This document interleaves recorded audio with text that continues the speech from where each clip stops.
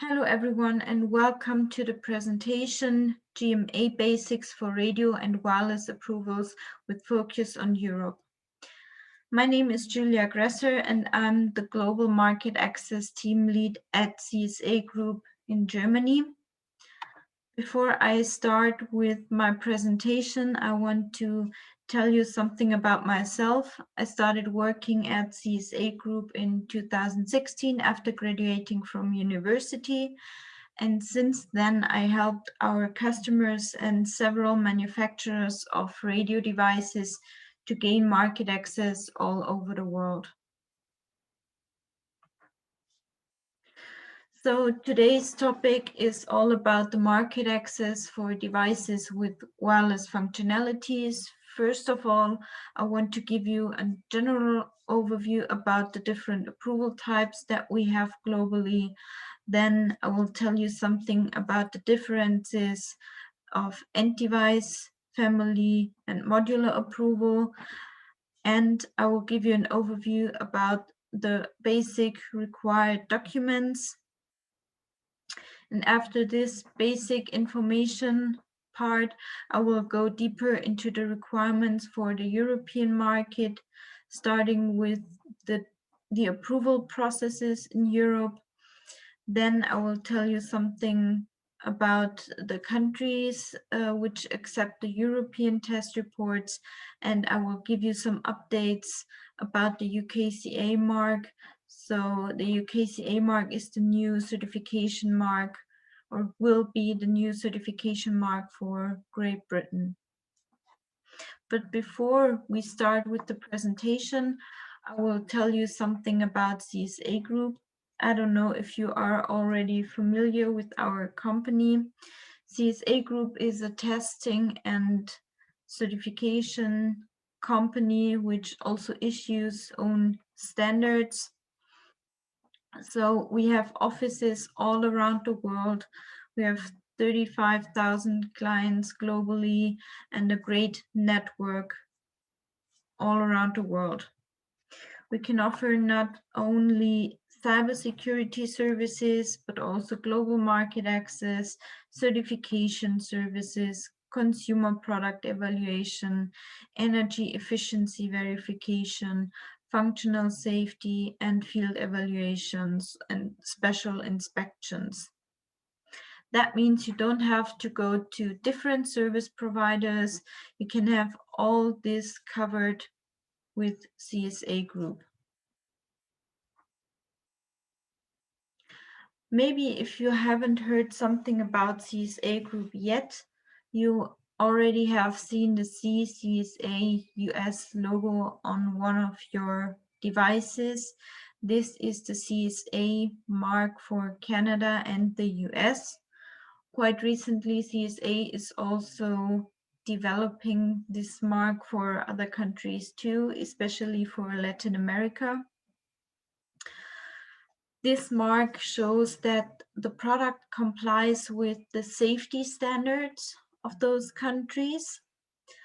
But you might ask yourself, what if I, as a manufacturer, want to go to different markets, not only to Canada or the US, or if I am a manufacturer of a wireless device or a device with radio functionalities? Is this logo or mark sufficient to go into those countries? And that's where the GMA department comes in, because the GMA department is a one-stop solution to help the manufacturers to know the requirements for their product all around the world, to know what they have to do to sell their product into different countries. Also in different areas, we have approval programs for safety, EMC, wireless and telecom, and that's basically the part where we have a great experience with the most of the countries, with more of 200 countries or regions. We also have a program for hazardous locations, medical device approvals and registrations, energy efficiency, and PPE. So PPE is personal protective equipment. We are also working together with different GMA departments in Toronto. We have a GMA department in Germany, Taipei, China, and also Korea. As mentioned, our goal or what we do is to identify the requirements for the products of our customers and provide a plan what they need to do to gain market access. So for example, which documents have to be provided and which tests have to be done. Therefore, we're working closely with the authorities or certification bodies all around the world and apply for the certification on behalf of our customers. And I guess nowadays it's really important to talk about devices with wireless functionalities, because this wireless functionalities become more and more important also not only in our day-to-day work. We see it at home. Everything has to be smart. We have, for example, Alexa or a kitchen machine, for example, which downloads recipes from the internet. So either the products have to be connected to the internet or connected to another product. It is important to have these wireless connections. And I want to start today with some points that a manufacturer of a wireless device has to consider when he develops a new device. So some highlights what you have to think about. So for example, the efficiency. The radio equipment that you develop should effectively use and support the radio spectrum. So the radio frequency bands should be used effectively and efficiently. And at the same time, the interference should be avoided.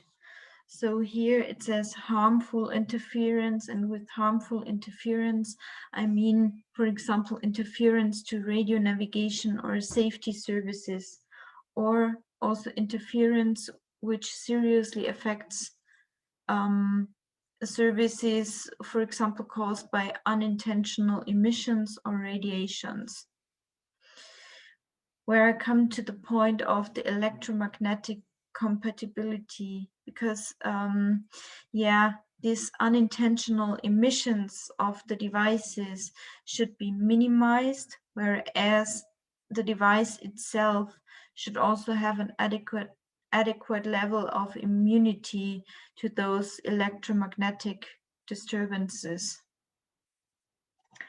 And last but not least, also the safety is important for a product manufacturer, because you as a manufacturer want to sell a safe product, also not only to your customers, but also for the approval. It is important because the authorities also just want to have products in their countries which are safe.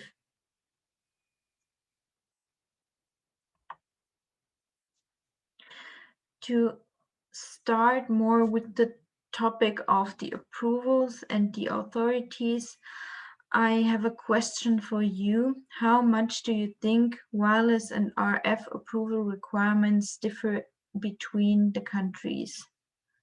So do you think the requirements are essentially the same in most of the countries? Do you think there are only small variations between the countries?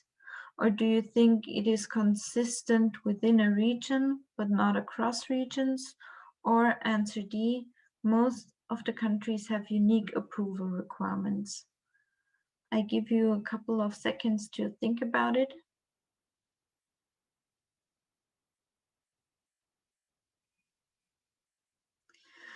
So here the correct answer is D. Most of the countries have unique approval requirements. And within the next slide and the next questions, I will tell you why this is the right answer. So before you start with an approval in a specific country, you have to check if your product needs a certificate, because there are some regulations in different countries where, for example, a low energy product don't need an approval. In Japan, for example, there is this extremely weak radio regulation where those kind of products don't need a type approval, but they can go through a voluntary approval process. Also, sometimes if no approval is required, it's possible to apply for an official letter from the authority stating that no approval is required. So we call this like an approval exemption letter from the authorities. Furthermore, there are different ways to bring your product to the markets, to the different markets. So depending where you want to sell your product, there might be options how a product can be brought to this market.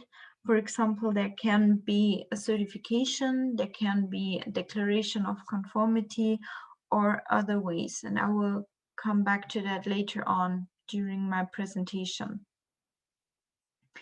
And last but not least, what you also have to consider if you are looking for the requirements for your products, which frequencies are allowed and which output power is allowed in those specific countries. So for every country, there is kind of a frequency allocation plan which says which frequency is allowed for specific products, or for example, if a specific frequency is only allowed for military products, for example, and this can also differ from country to country. You can't use each frequency in every country.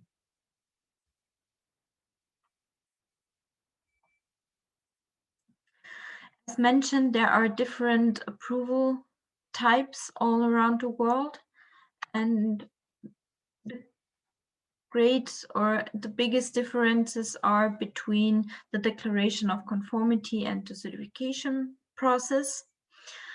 So here, the big difference is that within the supplier's declaration of conformity, or SDUC, you don't need an evaluation from a third party or from an authority or any regulatory body. So this is a declaration from the manufacturer to say that his product is good to go into the market and he can sell it there. So his product complies with the regulations and he agrees to sell his product abroad. Whereas with the certification process, we have an approval from a regulatory body, from the authority or a certification body, which has the allowance to grant a certificate for the product. And also testing needs to be done, and all the documents have to be submitted to this regulatory body. So let's go deeper into the supplier's declaration of conformity, or SDUC procedure. The SDUC is a mandatory document, or it's more like a process rather than a document issued by a manufacturer to declare that the product complies with the applicable standards within the respective country. And then when the manufacturer issues such a letter, the label can be placed to the product where there is a specific marking regulation without going through a conformity assessment from any assessment body. This procedure is, for example, used in the European Union, in Australia, New Zealand, Thailand. For some products, it is used in USA and Canada. It is more for products without wireless functionalities in USA and Canada. You can see the signs here. So the CE marking is for Europe. This FCC mark is for the Supplier's Declaration of Conformity in the USA. It's a voluntary mark, it's not mandatory.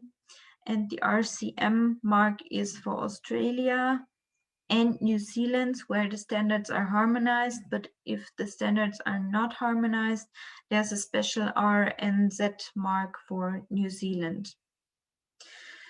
You have to consider that in most of the countries, a local representative is needed.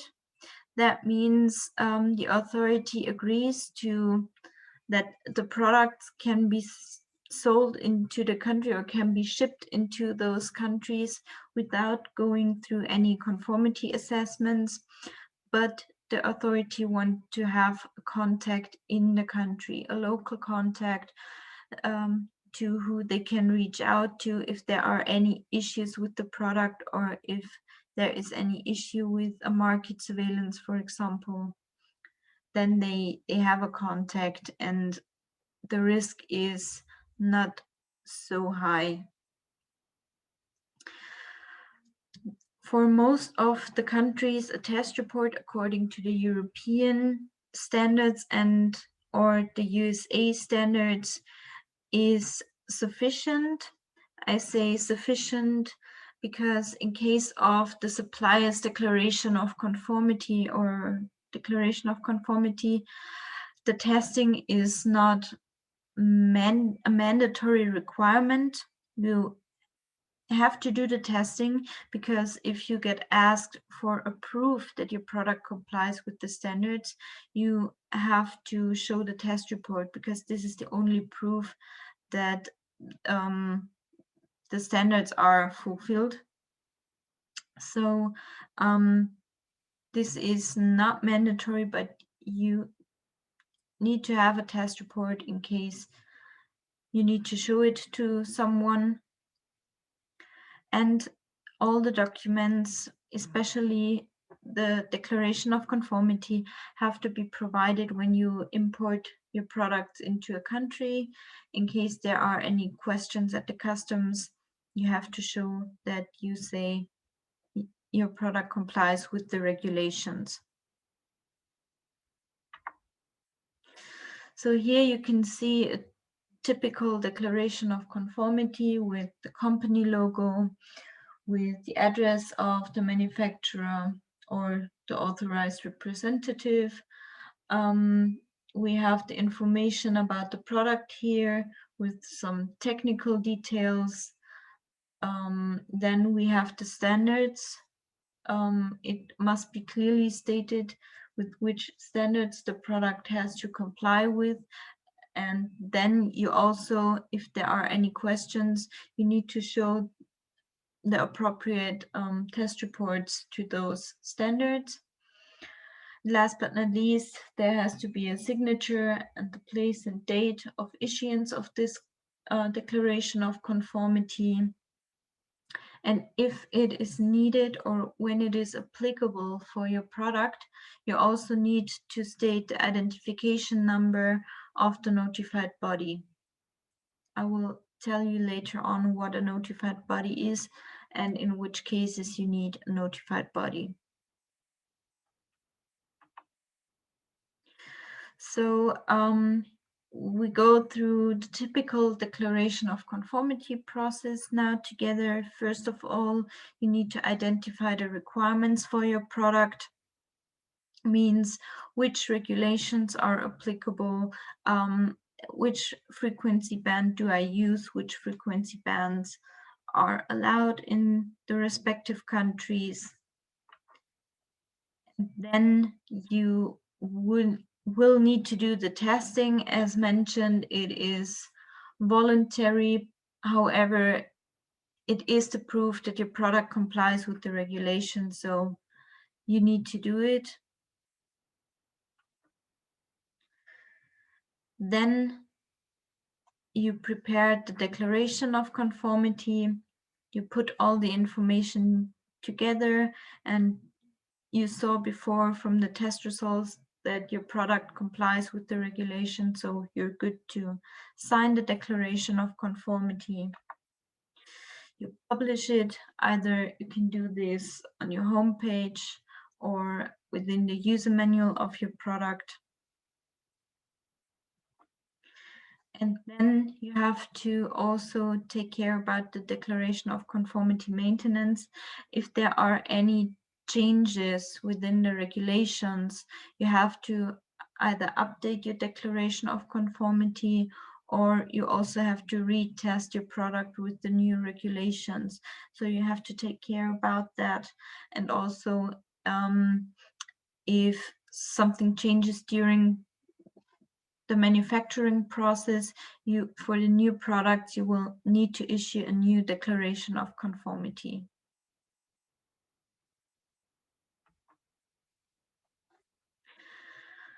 On the other hand, of the declaration of conformity, we have the certification process. So this is the traditional certification process whereby we get a certificate for our products, or in some countries, it might be a certificate of conformity of, for example, a certification body and an additional homologation certificate of the authority. Or in some countries, there is also a listing of the product on a database of the authority. So either way, we will get an official statement that the product is good to go into the market. I don't want to focus on these differences too much. I will now go deeper into the test report acceptance, or which differences we have here globally. Because on the one hand, testing of a product at an accredited laboratory can be done anywhere in the world, and here it is really important to have an accredited laboratory. So, for example, the certificate which the country issues can be based on the RED, the Radio Equipment Directive for Europe, or the FCC test reports, or FCC grant. So these are countries with specific national requirements like frequency allocation plans. They can differ, for example, but the approval or the certificate is based on the European or USA reports issued by the accredited laboratories. Here, for example, we have Chile or Colombia. They say as long as your product is good to go into Europe or to the US, we issue a certificate. So that means here no additional testing is needed. It is really only paperwork. You hand in all the documents, application forms. The authority will review it and issue a certificate. On the other hand, to this, we have country-specific test requirements, and the testing can be done anywhere in the world. So the approval is based on national test requirements of the respective country. Here we have countries like the US, Japan, and Canada, for example, who have specific test requirements and for the tests, or also how the test report should look like, which approval numbers should be included in the test report. So these are all specific requirements which have to be met, but the testing can be done anywhere in the world as long as the laboratory is accredited. And for example, CSA Group in Bern is accredited to do the testing for FCC, so for the US, for Canada, so IC, and for Japan, for MIG. On the other hand, there are countries which don't accept testing anywhere in the world. those countries say it is necessary to send a sample into the country where the approval should be granted, and only laboratories in those countries are accredited to do the testing. It really depends how many samples you have to send on the product or the country, but sometimes this can be very hard to coordinate because also the test requirements are only available in local language, for example, in China or Brazil or Argentina. You don't really know the test requirements because they are only in Chinese, in Portuguese, or also in Spanish. So a typical certification process will start with identifying the requirements for your products. It starts like the declaration of conformity procedure, because first of all, you need to know which regulations have to be met, which tests have to be done, and if you have the right frequency bands for the respective country. After that, the testing has to be performed either anywhere in any lab, anywhere in the world, or you have to send the samples into the respective country. You prepare the application form, the documents. Sometimes you need to sign really application forms and add a user manual in local language or any other technical documents of your product. Then the authority or the respective certification body will review all the details, all the documents, and will make a conformity assessment. And if this is good, then he or she will issue a certificate.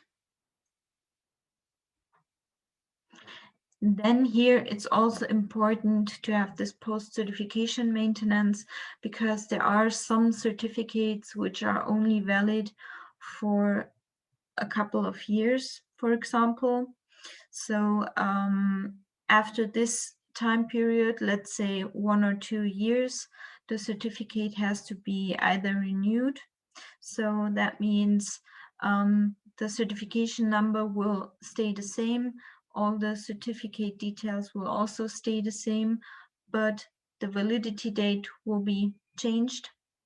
Or in some countries, this is not possible, and you have to do a new certification for your product.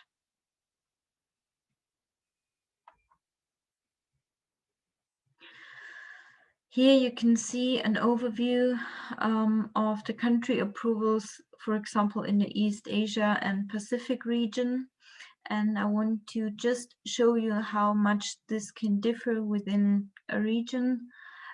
For China, for example, we have the CMID ID. So in-country testing here in China is required. There are no other test report accepted. Quite recently, there was a new regulation which says that now 5 samples are required for the testing, and it is required to send a sales contract. Then the authority will cover the testing fees for the products. For Japan, for example, we have the MIC mark and MIC ID. Country testing in Japan is not required, so you can do the testing anywhere in an accredited test laboratory. But there are also no other test reports accepted, those Japanese test reports. And as mentioned at the beginning, they have an extremely weak radio regulation, which says that no certification is needed for those kinds of products, but it's possible to go through a voluntary certification scheme. In Australia and New Zealand, we have the RCM mark. In-country testing here is not required. They follow the SDOC scheme, and they have specific test requirements for Australia and New Zealand, but in those test requirements, they refer to the European ones. So when you have a European test report and you use the right frequency, which is allowed for Australia, your respective local representative, which is needed for those countries, can issue a supplier's declaration of conformity.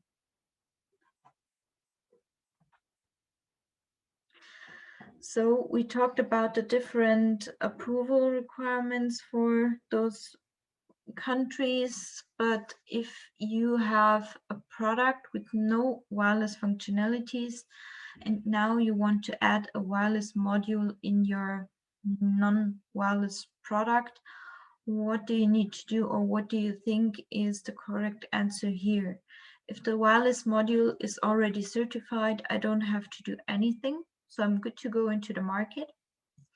I have to certify my product again with the integrated wireless module. Or answer C, I have to do integration testing of the module in the host device, and for some countries I can use the existing certification of my module. I give you a couple of seconds to think about it.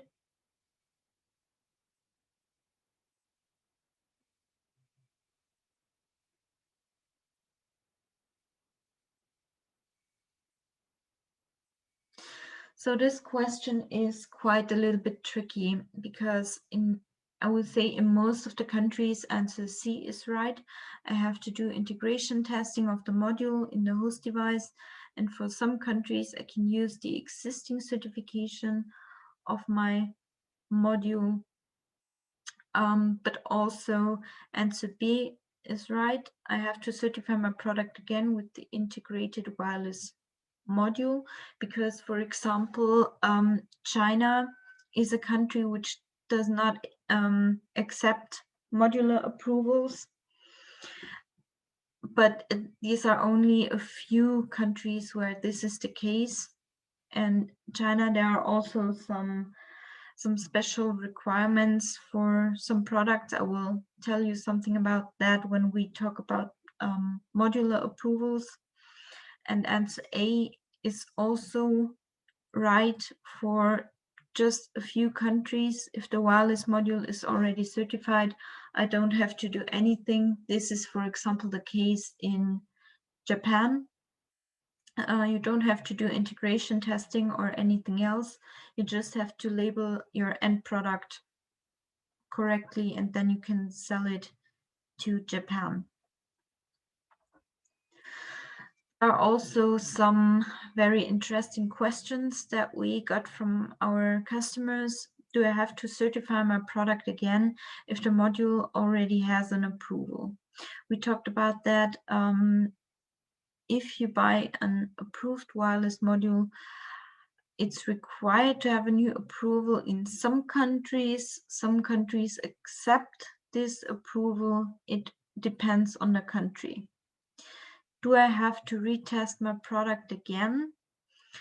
In most of the cases, you need to do retesting of some parameters. We call this integration testing, where your module is built into the host device and you make sure that also the end device complies with the regulations and still meets the limits.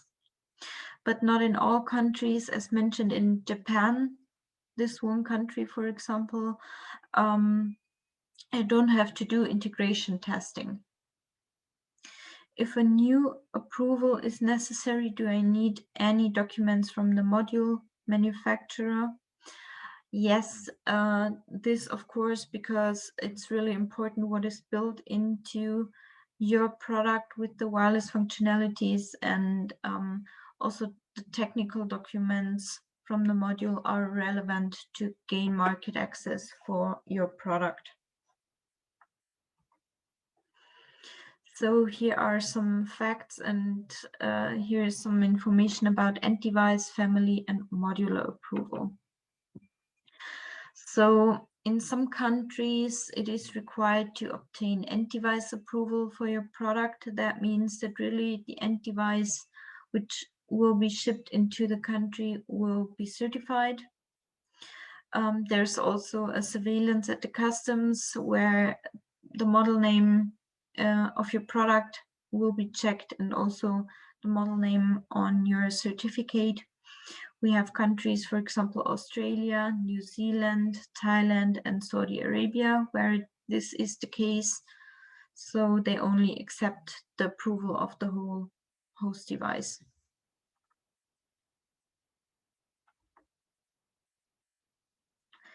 We have countries where a family approval is possible. That means if you have different family models of your product, for example, they differ within the size or the color of the product is different, but technically or electronically they are the same, then in some countries it's possible to obtain one certificate for all your family models. But in this case, you need to have one test report for all the family models, and all the model names will be issued or stated on the certificate. That means if you have a new family model afterwards, you will need to have a new certificate. This is, for example, the case in Brazil, in Chile, and in South Africa. You can go this way. And other thing that you can do in some countries is a modular approval, so that you do a certification of the wireless module that you use for your host device. And then in most of the countries, you only have to do the integration testing into your host device. And usually, for example, in USA and in Canada, it's the case that you can use the certification of your module. So on your host device, you state contains FCC ID and then the FCC ID for USA from your module. And then for your end device, you only have to do an SDOC. For Japan, this is not the case, because in Japan you don't have to do integration testing. You can only use, or you can just use the certification ID of your module. The advantage is that there are lower efforts to bring your product to the market, for sure. You just have to use the approved module.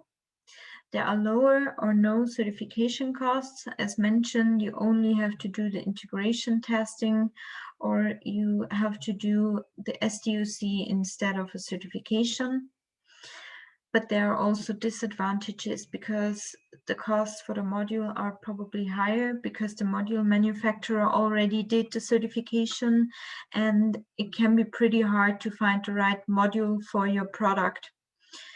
That means you, as a manufacturer of the end product, you are responsible for your product. And if something doesn't fit, or if there was a mistake from the module manufacturer, you are responsible for that if you don't do the additional testing or certification.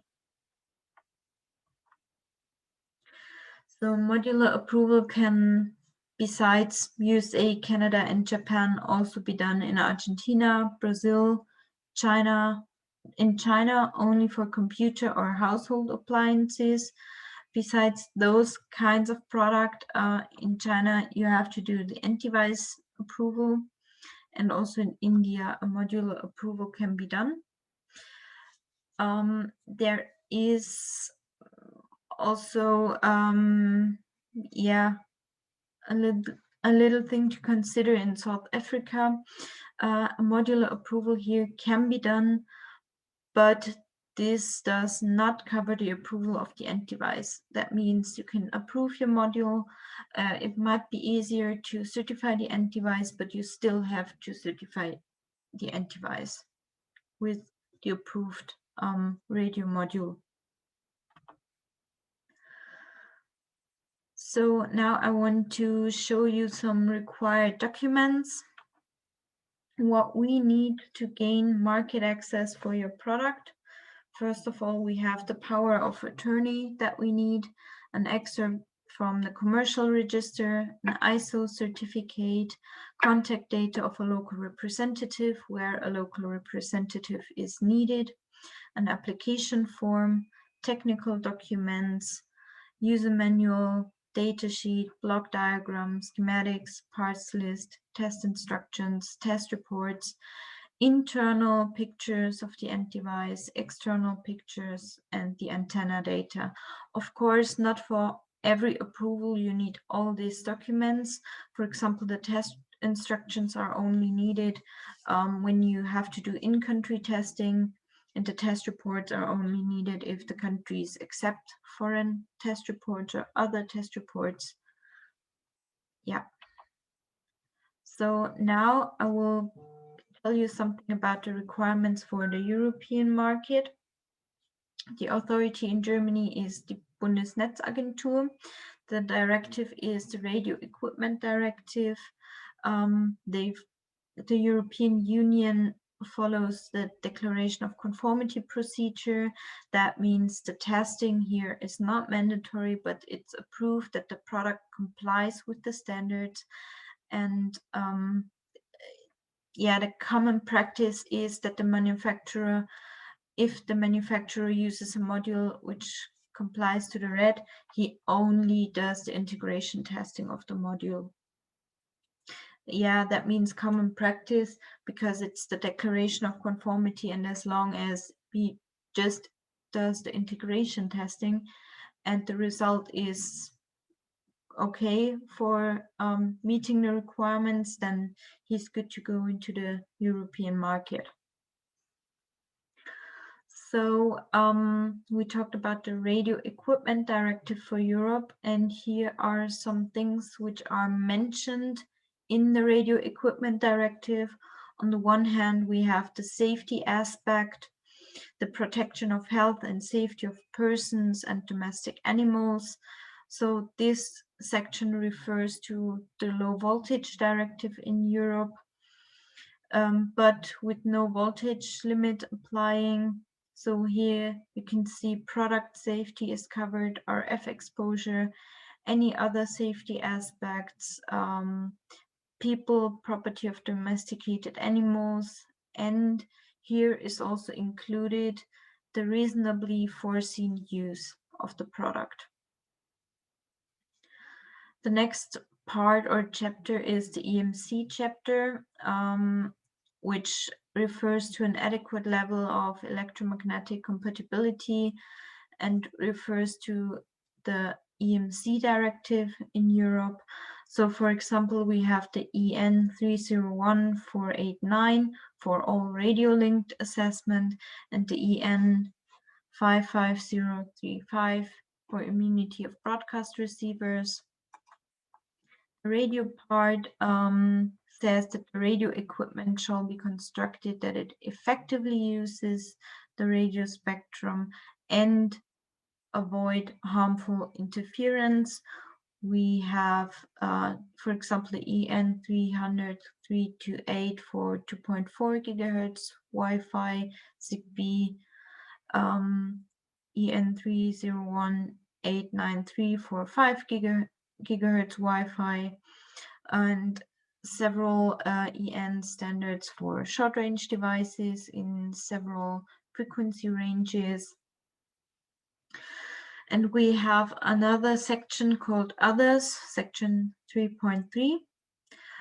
But there are, for example, statements, radio equipment interworks with accessories, in particular with common chargers, and those acts are, there are currently almost no delegated acts in this section. You can read them when you look to the RED guide.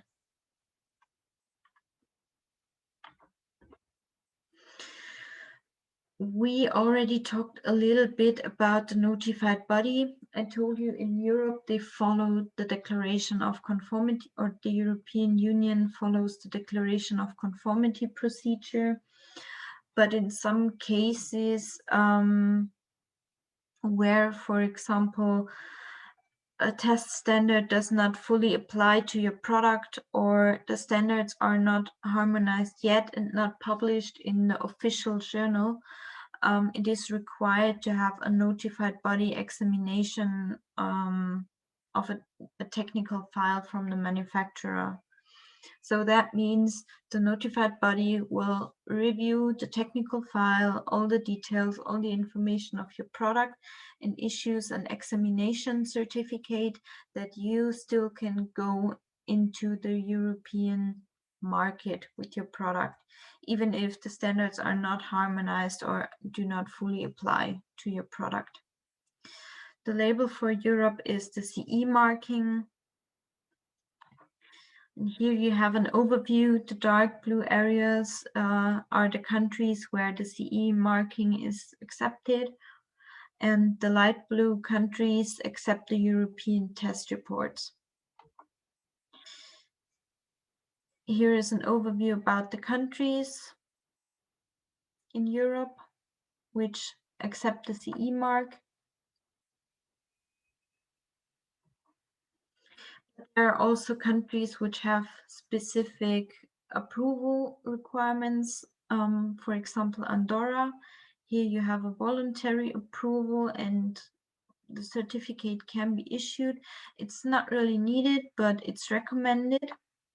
In Azerbaijan, we have a separate type approval. For Belarus, we have a separate type approval for radio products. For Moldova, we have an approval scheme. For North Macedonia, we have a separate approval scheme and the certificate will be issued for your product. For Russia, or for this customs union, Russia, Armenia, Belarus, Kazakhstan, Kyrgyzstan, so the EAC conformity, we have the EAC mark and also a separate approval scheme for your product. There are different things or different regulations you have to consider. For example, for products within a vehicle, we have the TRCU 018 on safety for wheeled vehicles.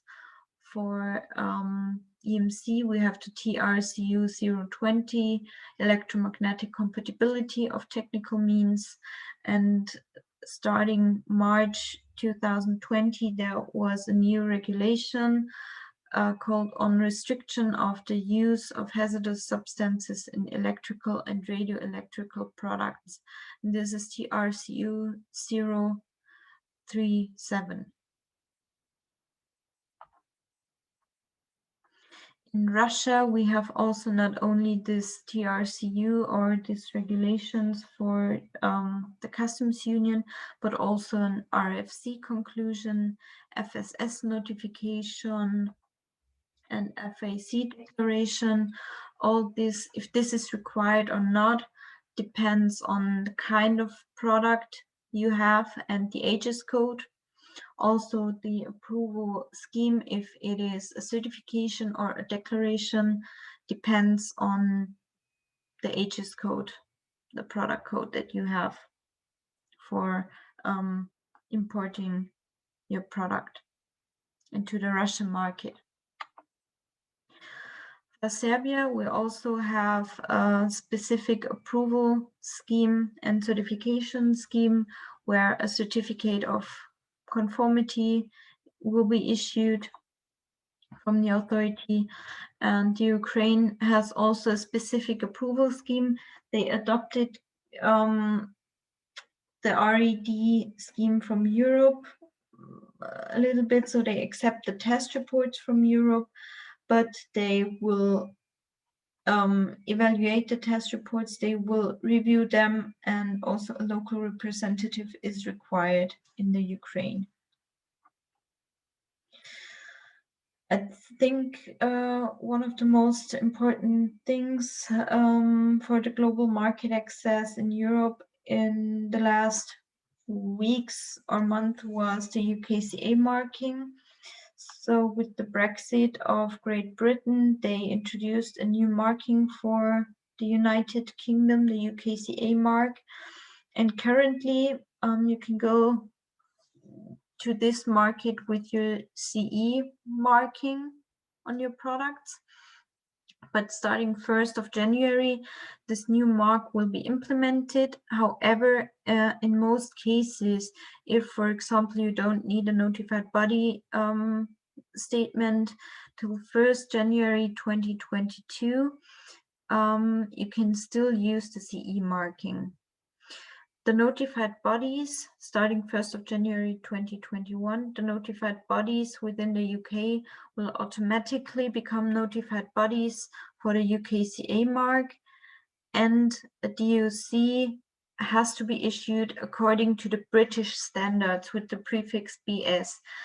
It's not clear right now if this will be the same as in Europe, if they are pretty similar or almost the same than in Europe, but we will see that.